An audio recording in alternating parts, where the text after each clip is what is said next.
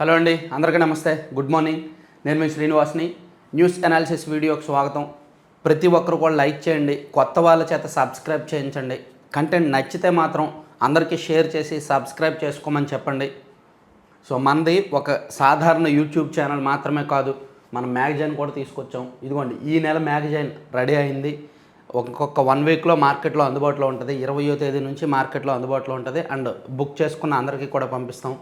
ఈ నెల మ్యాగజైన్లో అసలు జగన్మోహన్ రెడ్డి గారి భవిష్యత్తు పార్ట్ 1 ఇస్తాం. అసలు ఆయన మళ్ళీ గెలుస్తారా లేదా, బయటకు తెలియని ఆయన లక్షణాలు, అవలక్షణాలు, బలాలు, బలహీనతలు, లోపాలు, పార్టీ ఎందుకు ఇలా పడిపోయింది, మళ్ళీ లేచే అవకాశాలు ఎంతవరకు ఉన్నాయనేది నిశితమైన పరిశీలనతో అన్ని కోణాల్లో పరిశీలించి పాజిటివ్స్ నెగిటివ్స్ అన్నీ ఆయన భవిష్యత్తు ఏంటి అనేది పార్ట్ 1 ఇస్తున్నాం అనమాట. మళ్ళీ ఇదిగో 2019లో ఇది, 2024లో ఇది, 2029లో ఏంటి అనేది ఇస్తున్నాం.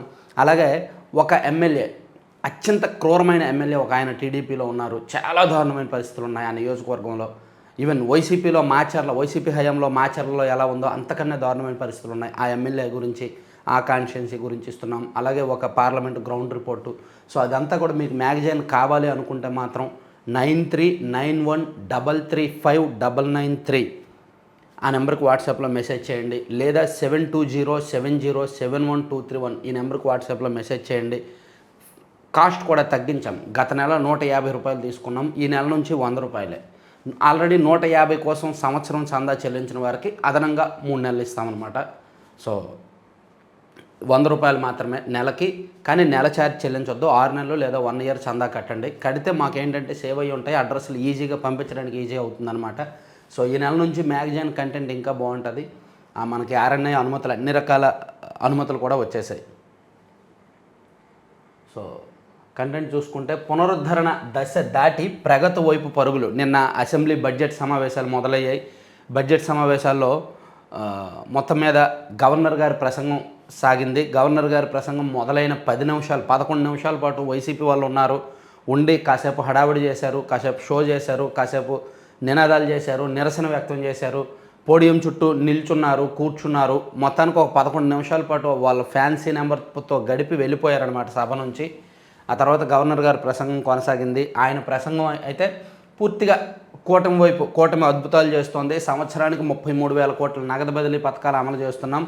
అమరావతి శాశ్వత రాజధానిగా కేంద్రం చట్టం చేయబోతోంది. ఏఐ క్వాంటంతో రాష్ట్రానికి ప్రపంచ స్థాయి గుర్తింపు రాబోతోంది.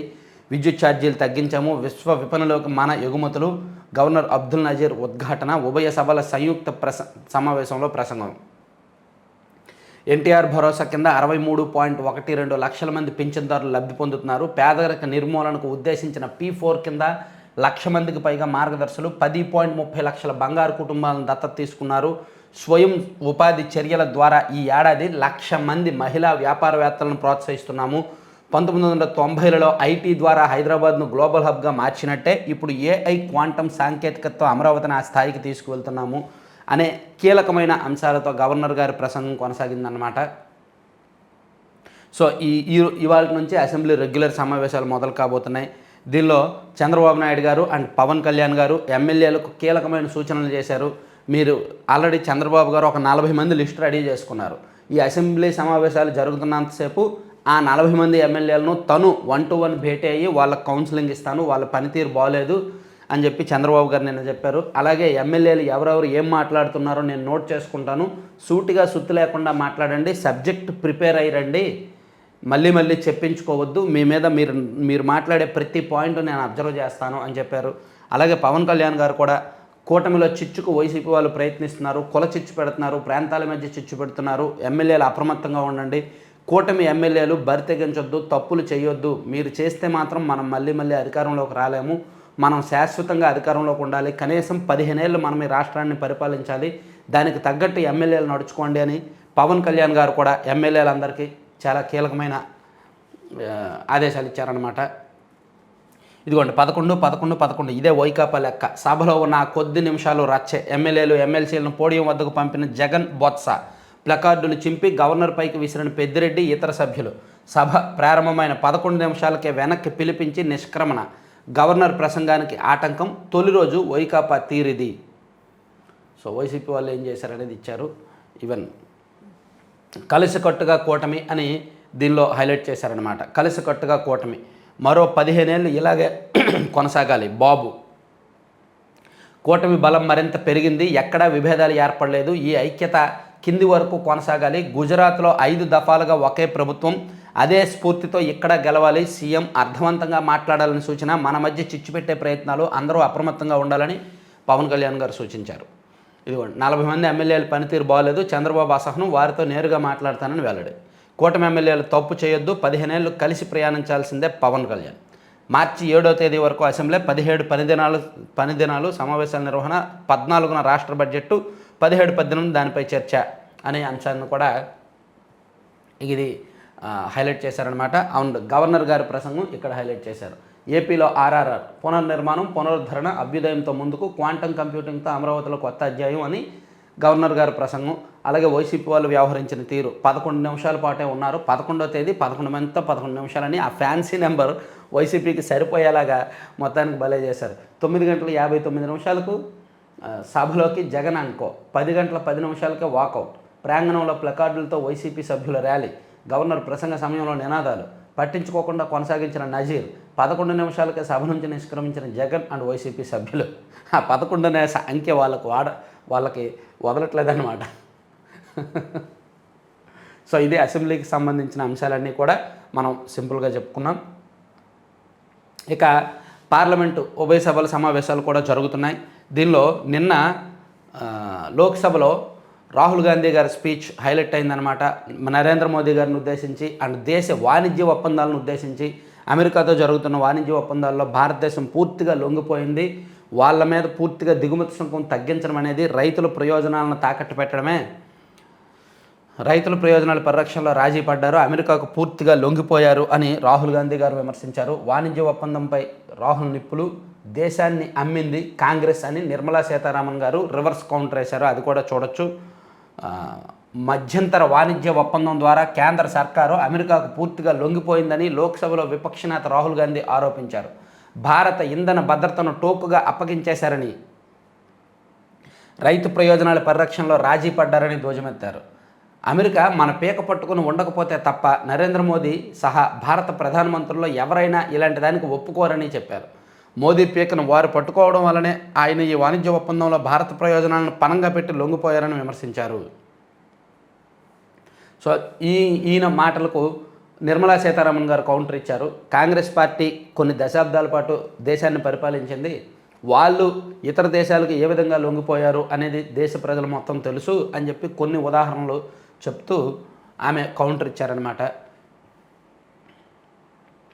ఇక గ్రూప్ 1 వైసీపీ హయాంలో గ్రూప్ 1 మూల్యాంకనం జరిగింది కదా, అనధికారికంగా అనైతికంగా హ్యాపీ రిసార్ట్స్లో పెట్టారు కదా, హాయ్లాండ్లో చేశారు కదా.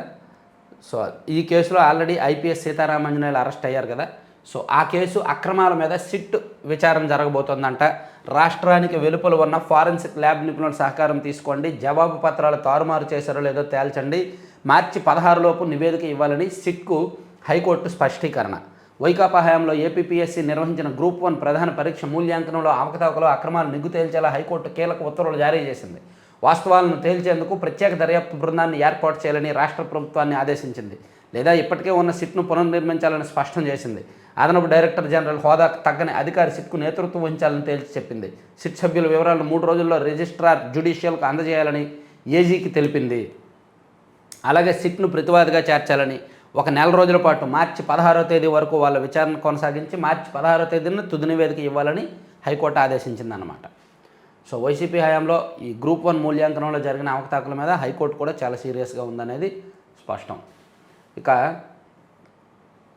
మద్యం కుంభకోణం గురించి మరో కొత్త అంశాన్ని ఈనాడులో రాశారండి. ఈ మద్యం కుంభకోణం వార్తలు సీరియల్లో కొనసాగుతూనే ఉంటాయి తప్ప నాతో సహా మీ డౌటు, మీతో సహా రాష్ట్ర ప్రజలందరి డౌటు. మద్యం కుంభకోణం జరిగిందని చెప్తుంది. నెలకు 50 నుంచి 60 కోట్లు జగన్మోహన్ రెడ్డి గారికి వెళ్ళాయి అని చెప్తున్నారు. ఎవరెవరి ద్వారా ఎంతెంత తీసుకున్నారు, ఎవరెవరు చేర్చారు, ఎవరి చేతికి వెళ్ళాయి అనేది కూడా చెప్తున్నారు. కానీ జగన్మోహన్ రెడ్డి గారి జోలికి వెళ్ళట్లేదు, ఆయనకు నోటీస్ ఇవ్వట్లేదు, ఆయన విచారణకు పిలవట్లేదు, ఆయన నిందితుడిగా చేర్చట్లేదు, ఆయన అరెస్ట్ కూడా చేయట్లేదు. కానీ పుంఖానుగా వార్తలు మాత్రం రాస్తున్నారు. ఏమనాలి దీన్ని? కొరియర్ వ్యాపారి, ఆఫీస్ బాయ్, ఎలక్ట్రికల్ దుకాణం సేల్స్మెన్, కిరాణా షాపు వ్యక్తి, వీరంతా డైరెక్టర్లు.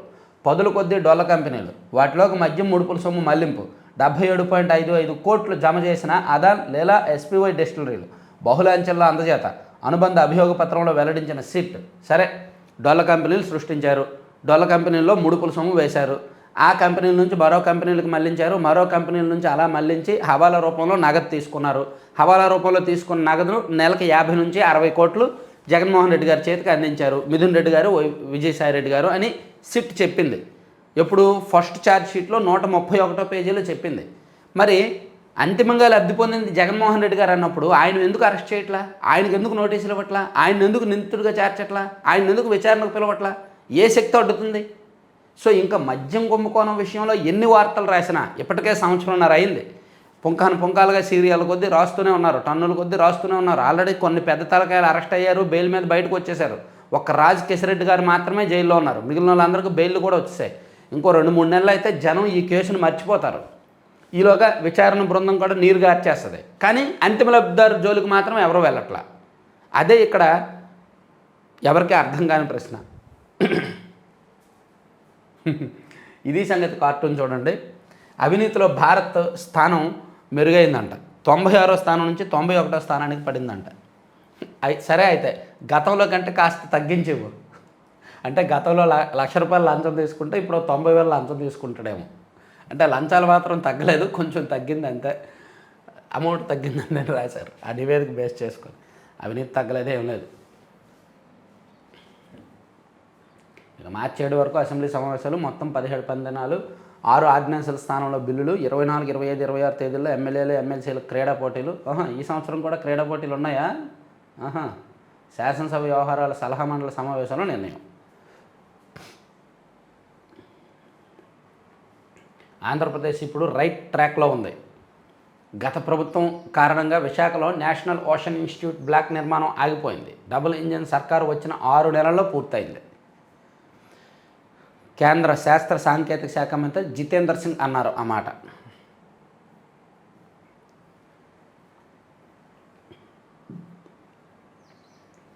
మయూర వాహనంపై మహేశ్వరుడు, శ్రీగిరికి పోటెత్తిన భక్తులు, ముక్కోంటి ఆలయంలో ధ్వజారోహణం. అంబటిపై మరో పీటీ వారెంట్. సంక్రాంతి సంబరాల పేరిట వసూళ్ల కేసులో జారీ, పోలీసులపై దౌర్జన్యం కేసులో బెయిల్. పాపం ఆయనకు బెయిల్ వస్తున్నాయి, మళ్ళీ జైలుకి తీసుకెళ్తున్నారు, బెయిల్ వస్తుంది, మళ్ళీ జైలుకి తీసుకెళ్తున్నారు. అన్నీ చిన్న కేసులే, అన్నీ కూడా 2-3 రోజుల్లో బెయిల్ వచ్చే కేసులే.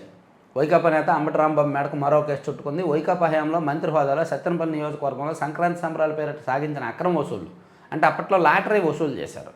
లాటరీ అనధికారికం అనమాట, చట్టవిరుద్ధం. సో అందుకు ఆయన మీద మరో కేసు నమోదు చేశారంట. అలాగే ఆయనకి చాలా కేసుల్లో బెయిల్ వచ్చింది. సో ఇప్పుడు ఇది కొత్త కేసు.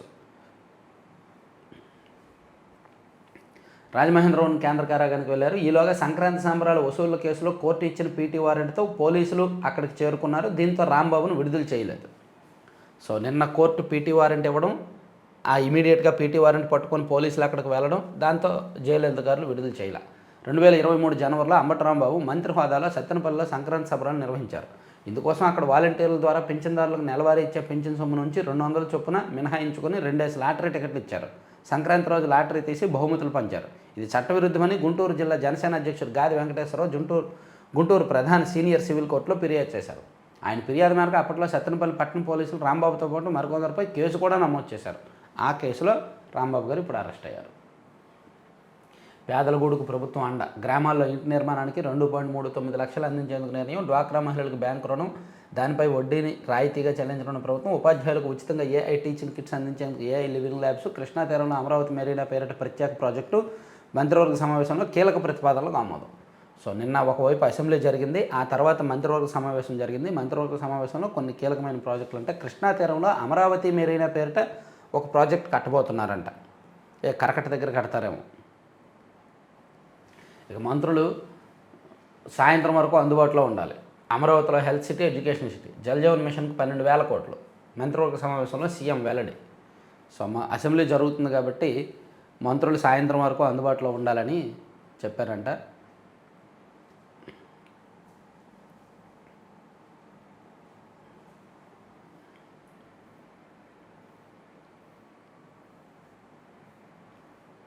ఏమరపాటుగా ఉంటే పెట్టుబడుల పలాయనమే. నెల్లూరుకు ఏరోస్పేస్ పరిశ్రమ తరలిపోవడమే ఉదాహరణ. పెన్నా గ్రూపునకు చొక్కెదురు. పైనీర్ పిటిషన్ను కొట్టివేసిన తెలంగాణ హైకోర్టు.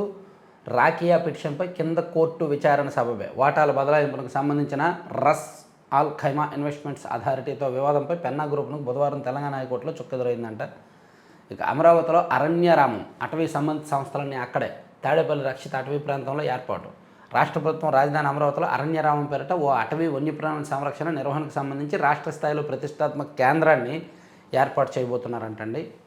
ఇంకా సాధారణంగా అటవీ సంస్థలకు సంబంధించి అన్నీ కూడా కేంద్రం స్థాయిలోనే ఉంటాయి. సో ఇప్పుడు రాష్ట్ర స్థాయిలో అరణ్యరామం ఏర్పాటు చేయడానికి అటవీ శాఖ మంత్రి పవన్ కళ్యాణ్ గారు సూచించారు. అది అవుతోంది. ఇక విజయవాడ నార్త్ జోన్ పరిధిలో 167 కోట్ల నాలా పన్ను బకాయిల విస్మయం వ్యక్తం చేసిన హైకోర్టు. వసూళ్ల కమిటీ ఏర్పాటు చేయండి. సిఎస్ను ఆదేశించిన సీజే నేతృత్వంలో ధర్మాసనం. అమరావతి చరిత్ర అద్భుతం. Germany council general Michael Hasper. ఇక గంజాయి కేసుల్లో 157 మందికి శిక్షలు. డీజీపీ.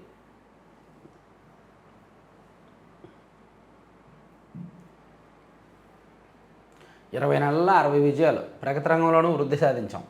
కూటమి పాలనపై సీఎం చంద్రబాబు. తల్లికి వందనంతో 67.27 లక్షల మంది విద్యార్థులకు సాయం. కోటి కుటుంబాలకు 3 ఉచిత సిలిండర్ల పంపిణీ. ఎన్డీఏ ఎమ్మెల్యేలు ఎమ్మెల్సీలకు వివరించిన సీఎం. సో మొత్తం మీద ఈ 20 నెలల్లో ఏ విజయాలు సాధించాము, వీలైతే అసెంబ్లీలో ఏ పాయింట్లు మాట్లాడాలి అనే అంశం మీద ఈరోజు నిన్న సీఎం గారు ఎమ్మెల్యేలకు సున్నితంగా క్లాస్ పీకారు. ఇక గత ప్రభుత్వ విధ్వంసాన్ని వివరిస్తుంటే ఓర్చుకోలేక వైకాపా వాకౌట్. మంత్రి సత్యకుమార్ యాదవ్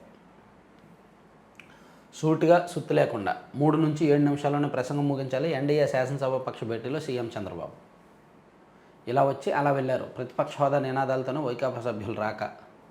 మంత్రి గారు బెదిరింపు లేక వచ్చిందట. అసెంబ్లీ లాబీలో చర్చ. మా కుటుంబ సభ్యులు ఆందోళన చెందారు. మంత్రి రూపేష్. 4 మంత్రులకు నిన్న మావోయిస్టుల పేరుతో బెదిరింపు లేఖలు వచ్చాయండి. అయితే అంత పెద్ద సీరియస్గా తీసుకోవాల్సిన అంశం కాదు.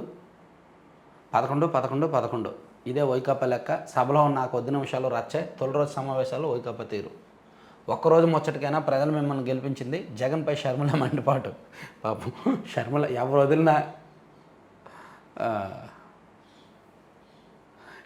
షర్మిలగా వదలరు. ఇక దువ్వాడకి జగన్ పలకరింపు అంట. మరి అటువంటి వాళ్ళని వైసీపీ ఆదరించకపోతే ఎలా? ఏదో అప్పుడు షో చేయడం కోసం సస్పెండ్ చేశారు, కానీ అతను మళ్ళీ వైసీపీకి దగ్గర అవుతాడు. వాట్ శ్రీను ది గ్రేటే మరి. ఎందుకంటే ఆమెతో కలిపి ఆ రీల్స్ చేయడం కానీ, యాడ్లు చేయడం కానీ, బిజినెస్ చేయడం కానీ అలా ఎవరు చేయలేరుగా అంత ఓపెన్గా. అందుకని గ్రేట్. వైకాపా సభ్యులతో కలిసి జగన్ బయటకు వస్తున్నప్పుడు ఆ పార్టీ నుంచి సస్పెండ్ అయిన ఎమ్మెల్సీ దువ్వాడ శ్రీనివాస్ లాబీల్లో తారసపడ్డారు. వాట్ శ్రీను ది గ్రేట్ అని జగన్ ఆయన్ని పలకరించారు. దగ్గరకు వచ్చిన దువ్వాడ జగన్ కాళ్ళకు నమస్కారం చేయగా ఆయన భుజం తట్టారు. ఇంకా సినిమా హీరోలాగే చేస్తున్నావా? బిజినెస్లు అవి బాగానే ఉన్నాయా? ఫ్యామిలీ రచ్చ ఎందుకు చేసుకుంటున్నావు అని జగన్ అడగగా, పర్సనల్ ఇష్యూస్ అన్నీ సెటిల్ చేసుకుంటున్నా అని శ్రీనివాస్ సమాధానం చెప్పారు. తర్వాత ఏం చేద్దాం అనుకుంటున్నావు అని జగన్ అడగగా, నేను ఎక్కడికి వెళ్తాను, మీరేం చెప్తే అదే, ఒకసారి మిమ్మల్ని కలిసి మాట్లాడతా అని దువ్వాడ అడిగారు. సరే చూద్దామంటూ జగన్ ముందుకు సాగారు. అంతే. సస్పెండ్ చేయడం, మళ్ళీ లోపలికి తీసుకోవడం. జనం ఏమనుకుంటారని సస్పెండ్ చేసేస్తారు, మళ్ళీ దొడ్డిదారం లోపలికి తీసేసుకుంటారు. సరే, ఇక ఈనాడుని పక్కన పెడితే కాసేపు సాక్షికి వెళ్దాం. సో సాక్షిలో గవర్నర్ గారి ప్రసంగానికి విరుగుడు ఒక వార్త రాశారు. బాకీల బాబు, బడాయిల డాబు. గవర్నర్తోనూ అవే అబద్ధాలు చెప్పించిన సీఎం చంద్రబాబు. సూపర్ 6 రూపంలో 2 ఏళ్లలో 1,42,897.12 కోట్లు ఎగ్గొట్టి వాటిని అమలు చేశామంటూ నిస్సిగ్గుగా అసత్యాలు. 20 నెలల్లో దేశంలో ఏ రాష్ట్రం చేయని రీతిలో రికార్డు స్థాయిలో ఏకంగా 3,27,725 కోట్ల అప్పులు. అంతులేని రుణభారం. ఏ ఒక్క పథకం అమలు చేయకుండా ఆర్థిక విధ్వంసం. 22 కింద లక్షలాది ఎకరాలను 2016లో నిషేధ జాబితాలో చేర్చింది చంద్రబాబే. 2014-19 మధ్య రాజధానిలో ఒక్క శాశ్వత నిర్మాణాన్ని పూర్తి చేయకుండా ఇప్పుడు పునర్నిర్మిస్తున్నట్టు చంద్రబాబు అవాస్తవాలు. కమిషన్ల దాహంతో పోలవరంలో చారిత్రక తప్పిదాలు పాపం బాబుదే. నిన్న గవర్నర్ గారి ప్రసంగంలో 2019 నుంచి 24 మధ్య రాష్ట్రంలో విధ్వంసం జరిగింది. ఈ రంగాలు వెనక్కి వెళ్ళాయి, పోలవరం అది ఇదని చెప్తూ 2024లో కూటమి ప్రభుత్వం అధికారంలోకి వచ్చిన ఈ 20 నెలల్లో కొన్ని విజయాలు ఉన్నాయి, అద్భుతాలు ఉన్నాయి. సో ఇది చేసాం, అది చేసామని చెప్పారు. సో దానికి వీళ్ళు రివర్స్ కౌంటర్ వార్త రాశారనమాట. మరి సాక్షి పని అదే కదా, అలాగే రాస్తారు. ఇక శాంతి భద్రతలను కాపాడండి, అసెంబ్లీలో గవర్నర్ ఎదుట నినదించిన వైఎస్ఆర్సీపీ. బడ్జెట్ సమావేశాల ప్రారంభం సందర్భంగా పోడియం వద్ద నిరసన, రాష్ట్రంలో ఎవరికీ రక్షణ లేకుండా పోయిందని ఆగ్రహం. అన్ని రంగాల్లోనూ ప్రభుత్వం విఫలమైందని మండిపాటు, సూపర్ 6, సూపర్ 7 అంటూ ప్రజలను మోసం చేశారు, నిరుద్యోగ భృతి ఇస్తామంటూ యువతను దగా చేశారు, ప్రభుత్వ మెడికల్ కాలేజీలను ప్రైవేట్ పరం చేస్తున్నారు, ఇది దోపిడీ రాజ్యం, దొంగల రాజ్యం అంటూ నినాదాలు. సో ఆ ఫ్యాన్సీ నెంబర్ వీళ్ళు రాయిలా 11 నిమిషాలకు 11వ తేదీన 11 మంది 11 నిమిషాల పాటు అసెంబ్లీలో ఉన్నారనే ఫ్యాన్సీ నెంబర్ను రాయకుండా వైసీపీని ఈ పేపర్ అవమానించింది. ఇక ఉన్నత విద్యకు ఊరి, రాష్ట్రంలో భారీగా పేరుకుపోయిన ఫీజు రియంబర్స్మెంట్ బకాయిలు. అదేంటి నిన్న 1200 కోట్లు రిలీజ్ చేశారుగా. పాత బకాయిలు వైసీపీ హయాంలో వైసీపీ వాళ్ళు దిగినప్పటికే 3500 కోట్లు బకాయి పెట్టారు. అవి ఇల్లు విడతల వారీగా నెమ్మదిగా చెల్లిస్తున్నారు. చరిత్రలో ఎన్నడూ లేని విధంగా 6300 కోట్లు పెండింగ్. అందులో సగానికి పైగా వైసీపీ హయాంలో పెట్టినాయి. దాదాపు 2200 కోట్లు హాస్టల్ మెయింటెనెన్స్ ఫీజు ఛార్జీలు కూడా. మొత్తంగా 8500 కోట్లకు గాను ఇచ్చింది కేవలం 700 కోట్లే. ఇంకా 7800 కోట్ల బకాయిలు. అసెంబ్లీ వేళ ప్రజలను మభ్యపెడుతూ 1200 కోట్లకు బీఆర్ఓ. ఓకే, తర్వాత సర్కారు శాడిజానికి పరాకాష్ట, అంబటిని జైల్లోనే ఉంచేందుకు కుట్ర. ఒక కేసులో బెయిల్ వస్తుంటే మరో కేసు ముందుకు. మెడికల్ ఉద్యమంలో పెట్టిన కేసులో అంబటికి బెయిల్, వెంటనే మరో కేసులో పీటీ వారెంట్.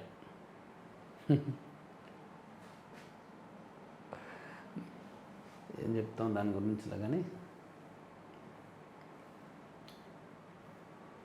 ఇక సచివాలయ ఉద్యోగులకు మరుగుదొడ్లు. వేధింపులు తాళలేక సచివాలయ ఉద్యోగులు బలవన్నంకు పాల్పడుతున్నారు. చంద్రబాబు సర్కారులో వేసిమెత్తు అపరాధ భావం కల్పించడం లేదు, పైగా మరింత పాశవికంగా చర్యలకు పూనుకుంటుంది. మహాశివరాత్రిని పురస్కరించుకొని సచివాలయ ఉద్యోగులకు మరుగుదొడ్ల వద్ద విధులు కేటాయించింది. సచివాలయ ఉద్యోగుల్లో అయితే మాత్రం ప్రభుత్వం పట్ల వ్యతిరేకత ఉంది, వాస్తవం. అండ్ టీచర్స్లో, ఉద్యోగుల్లో కొన్ని వర్గాల పట్ల కూడా ఉంది. గ్రూప్ 1 మూల్యాంకనంలో అక్రమాలపై సిట్, ఆర్టీసీపై చావుదెబ్బ. రాష్ట్రంలో చంద్రబాబు ప్రభుత్వం ఆర్టీసీ చావుదెబ్బ కొట్టింది. దాదాపు 6000 కోట్ల విలువైన ఆర్టీసీ ఆస్తులను ప్రైవేట్ పరం చేసే కుట్రకు బరితెగించిందంట. నేడు వైఎస్ఆర్సీపీ శాసనసభాపక్షం సమావేశం. ఎందుకు అసెంబ్లీకి వెళ్ళరుగా? ఓహో, మీలో మీరు మాట్లాడుకుంటారా? ఓకే, అసెంబ్లీకి వెళ్ళేటట్టుంటే శాసనసభాపక్షం అనాలి, అసెంబ్లీకి వెళ్ళని దానికి ఎందుకు? Media point. ఎల్లో మీడియా కథనాల కూర్పుగా గవర్నర్ ప్రసంగం. ఎమ్మెల్యే తాటిపర్తి చంద్రశేఖర్ ప్రభుత్వ ఎన్నికల హామీలను విస్మరించింది. 3.20 లక్షల కోట్లు ఎవరికి ఇచ్చారో చెప్పాలి. తోమాటి మాధవరావు ఎమ్మెల్సీ. సమయం ఇవ్వడానికి భయమా? బొమ్మ ఇజ్రాయెల్ ఎమ్మెల్సీ. సో చంద్రబాబు మోసాలు ఖరీదు, మెరుగైన పాలన సేవలకు పీపీపీ. సో గవర్నర్ గారు ఇచ్చిన ప్రసంగాన్ని చిన్న వార్తగా రాసి దానికి కౌంటర్ మాత్రం పెద్ద వార్త, 1 పేజీ వార్త రాశారు. శాంతి భద్రతను కాపాడండి, టీడీపీ గూండాల దాడులను ధీటుగా ఎదుర్కొందాం, వ్యవస్థను దిగజార్చేలా పోలీసుల తీరు, వైఎస్ఆర్సీపీ కేడర్ ఎవరు భయపడొద్దు, పార్టీ అండగా ఉంటుంది. బాపట్ల జిల్లా కేఎన్పల్లి గ్రామస్తులకు వైఎస్ జగన్ భరోసా. లోక్సభ 3.46 లక్షల మోసపూరిత సిమ్లు బ్లాక్. టెలికాం మోసాలను అరికట్టేందుకు కట్టుదిట్టమైన చర్యలు తీసుకుంటున్నట్టు కేంద్రం తెలిపిందంట. కొత్తపట్నం ఫిషింగ్ హార్బర్కు 2022లో ఆమోదం. ఎంత లోక్సభలోనూ రాజ్యసభలోనూ జరిగిన చర్చ మొత్తం రాయొచ్చుగా. ఓన్లీ వీళ్ళ ఎంపీలు ఏం మాట్లాడారో అది మాత్రమే రాయడం ఏంటి? మరీ ఇంత కరపత్రంగా దిగజారిపోవాలా? ఏది పడితే అది మాట్లాడొద్దు. ఎన్డీఏ శాసనసభాపక్ష సమావేశంలో సభ్యులకు చంద్రబాబు హెచ్చరిక. ఎమ్మెల్యేలతో ముందే సమావేశమో ఎలా మాట్లాడాలో చెప్పిన బాబు. మరి కొత్త ఎమ్మెల్యేలకు తెలియట్లేదు కాబట్టి చెప్పారు, అలా చెప్పాల్సి వస్తుంది. ఉన్నత విద్యకు ఊరి అని ఇక్కడ పెట్టారు. ఆర్టీసీపై చావు దెబ్బ అనేది ఇంకా ఫస్ట్ పేజీలో ఇచ్చినాయి, లోపల పేజీలో అలా ఇచ్చారు అంతే. సో ఇవి సాక్షిలో అంశాలు. సాక్షి అంశాలను కాసేపు పక్కన పెడితే ఆంధ్రజ్యోతిలో చూసుకుంటే, ఆంధ్రజ్యోతిలో ఇవి చెప్పుకున్నాం. రాష్ట్రంలో ఏఐ లివింగ్ ల్యాబ్స్, ప్రతి కుటుంబంలో ఒకరికి కృత్రిమ మేధాల శిక్షణ అనేది చెప్పారు. ఇది సుబ్బన్న కోసమే అప్పన్న. నిన్న ఈనాడులో వైవి సుబ్బారెడ్డి గారి వెంట ఈ అప్పన్న ఏ విధంగా ఉన్నాడు, ఏ సమావేశాల్లో ఉన్నాడు అనేది ఫోటోలతో సహా ప్రూవ్ చేశారు. అంటే వైవి సుబ్బారెడ్డి గారి సొంత మనిషే అప్పన్న అనేది. వీళ్ళు ఆంధ్రజ్యోతిలో ఏం చేశారంటే మరింత ముందుకు వెళ్ళి ప్రూఫ్స్తో సహా చేశారు. అసలు చైర్మన్ గారు పిఏ కాబట్టి వైవి సుబ్బారెడ్డి గారి కంటే అసలు చిన్నప్పనే ఎక్కువ దర్శనాలు ఇప్పించాడు, టీటీడీ దర్శనాలు ఎక్కువగా ఇప్పించాడు అని ఒక్క నెలలోనే 6433 సుపదం టికెట్లు అప్పన్న సిఫార్సుతో జారీ చేసిందంట టీటీడీ గతంలో. చైర్మన్ ఆఫీసుకు చిన్న బాసుగా అప్పన్న, ఇతర సేవలు దర్శనాలు ఎన్నో. మీ మనిషి కాకుండా ఎలా సాధ్యం? వైవి సుబ్బారెడ్డి బదులిస్తారా? చిన్నప్పన్న 2018 వరకు మాత్రమే నాకు పిఏగా ఉన్నాడు. నేను టీటీడీ చైర్మన్గా బాధ్యతలు స్వీకరించాక అతనితో ఎలాంటి సంబంధాలు లేవు అని రాజ్యసభ సభ్యుడు టీటీడీ మాజీ చైర్మన్ వైవి సుబ్బారెడ్డి పదే పదే చెప్తున్నారు. మరి చైర్మన్తో ఎలాంటి సంబంధం లేని అప్పన్నకు ఒక్క నెలలో 6,000కు పైగా సుపథం టికెట్లు ఎలా కేటాయించారు? అవును, నిజం. 2021 సెప్టెంబర్లోనే చైర్మన్గా వైవి సుబ్బారెడ్డి సిఫార్సుపై 595 సుపథం టికెట్లు జారీ చేస్తే, చైర్మన్గా సుబ్బారెడ్డి గారు 595 టికెట్లే జారీ చేస్తే, అప్పన్న మాత్రం 6,433 టికెట్లు జారీ చేశారు. చూసారు ఎంత దారుణం? సుబ్బారెడ్డి గారు దొరికిపోయారు. చిన్నప్పన్న అతని పిఏనే. ఆ విషయం వైసీపీ వాళ్ళకు కూడా తెలుసు. సుబ్బారెడ్డి గారి అపాయింట్మెంట్లో ఆయన ఎక్కడున్నాడు ఏంటనేది కూడా వైసీపీ ఎమ్మెల్యేలు చిన్నప్పన్నకు ఫోన్ చేసి కనుక్కునేవారు, వైసీపీ అధికారంలో ఉన్నన్నాళ్ళు. అంతగా దొరికిపోయి ఇప్పుడు బుకాయించడం ఎలా? బుకాయించడం ఎందుకు? ఇక కెనడా స్కూల్లో కాల్పులు 7 మృతి, 25 మందికి పైగా గాయాల పాలు, 2 పరిస్థితి విషమం. కాల్పులకు పాల్పడింది 18 ఏళ్ల ట్రాన్స్జెండర్. ఇంట్లో తల్లిని తమ్ముడిని చంపేసి అక్కడి నుంచి నేరుగా బడికి వెళ్ళి విచక్షణారహితంగా కాల్పులు జరిపిన షూటర్. అనంతరం తనను తాను కాల్చుకొని చనిపోయిన వాళ్ళు. థాయిలాండ్లో ఒక పాఠశాలలో కాల్పులు. ఈ సైకోజం ఎక్కువైపోతుంది. ఏఐకి సిద్ధంగా లేకపోతే స్వచ్ఛందంగా వెళ్ళిపోవచ్చు. ఈ ఏడాదిలో 3వసారి గూగుల్ ఆఫర్. జీబీఓలోని పలు విభాగాల ఉద్యోగులకు వర్తింపు. ఇక ప్రధాని మోదీ కళ్ళలో భయం. అమెరికాకు మోదీ లొంగిపోయారు. ఎప్స్టీన్ ఫైల్స్పై జంకుతున్నారు. డేటా, ఇంధన భద్రత, రైతుల ప్రయోజనాలను పనంగా పెట్టారని రాహుల్ గాంధీ గారు చేసిన స్పీచ్ను హైలైట్ చేశారు. ఇక ఉద్రిక్తత వెనక కుట్రకోణం అంటండి. స్థానిక రాజకీయాలతో టార్గెట్గా మారిన శ్రీశైలం ఆలయ ఈవో. వైసీపీ భక్త అధికారిని తిరిగి రప్పించే యత్నం. శివభక్తుల చేతుల్లోకి రాళ్లు ఎలా వచ్చాయి?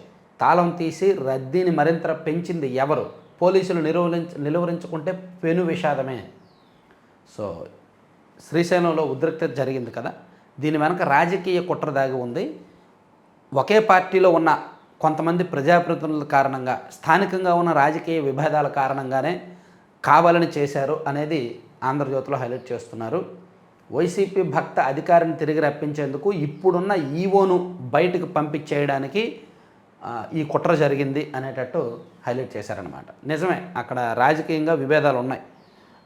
ఆ జిల్లా ఎంపీ గారికి అక్కడ ఎమ్మెల్యే గారికి పడదు. అండ్ ఎమ్మెల్యే గారిలో కూడా గ్రూపులు ఉన్నాయి ఆ నియోజకవర్గంలో కూడా. అందుకని అక్కడ ఈవోను మార్చేయాలని, వేరే ఈవోను తీసుకురావాలని ప్రయత్నం చేస్తున్నారు. దానిలో భాగంగా ఇలా కుట్రపూరితంగా జరిగింది అని రాశారు. ఇది పెద్ద అంశమే. ఇదే కనుక నిజమైతే మాత్రం తెలుగుదేశం పార్టీ పరువు ఏమవ్వాలి? వందే మాత్రం పాడాల్సిందే. అధికారిక కార్యక్రమాల్లో అమలు పరచాలి. గీతాలాపన సమయంలో అందరూ నిలబడాలి. జనగణమన కంటే ముందు వందే మాత్రం మొత్తం 6 చరణాలు ఆలపించాలి. కేంద్ర హోంశాఖ మార్గదర్శకాలు జారీ చేసింది. అధికారిక కార్యక్రమంలో వందే మాత్రం.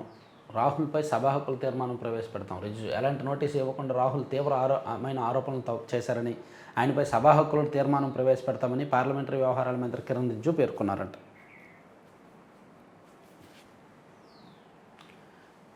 పప్పులో కాలేసిన అమెరికా పప్పులపై సుంకాలను భారత్ 0కు తగ్గిస్తున్న అంశంపై వెనక్కి.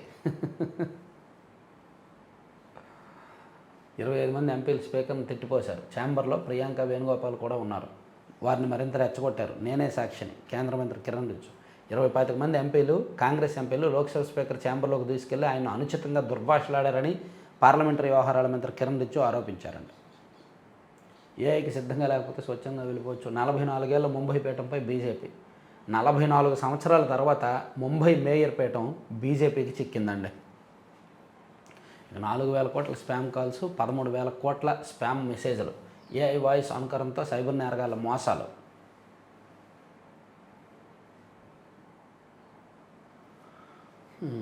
ఇవి ఆంధ్రజ్యోతి అంశాలు. ఈనాడులో ఒక్కసారి నేషనల్ అంశాలను చూద్దాం. ఇంటర్ పరీక్షల్లో 32 పేజీల బుక్లెట్ అని ఇచ్చారండి. అందులో కొన్ని సమాధానాలు రాయాలి. ప్రథమ సంవత్సరం విద్యార్థులకు మాత్రమే, రెండో ఏడాది వారికి 24 పేజీలే.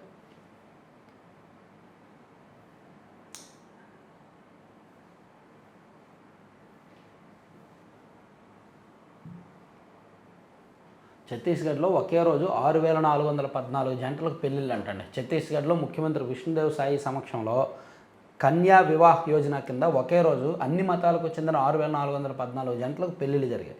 గోల్డెన్ బుక్ ఆఫ్ వరల్డ్ రికార్డ్స్లో చోటు సాధించిందంట.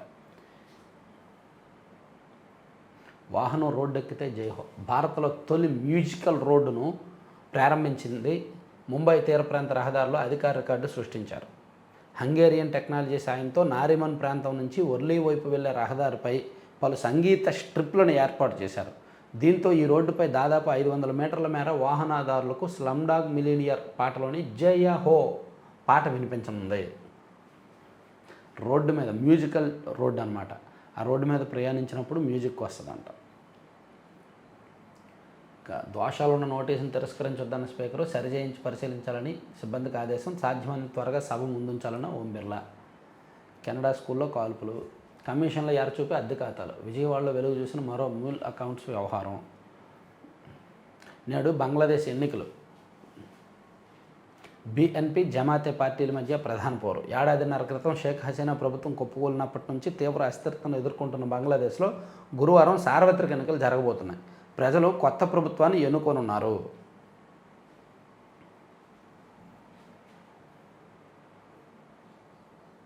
సో ఇవండి వివిధ పత్రికల్లో అంశాలు.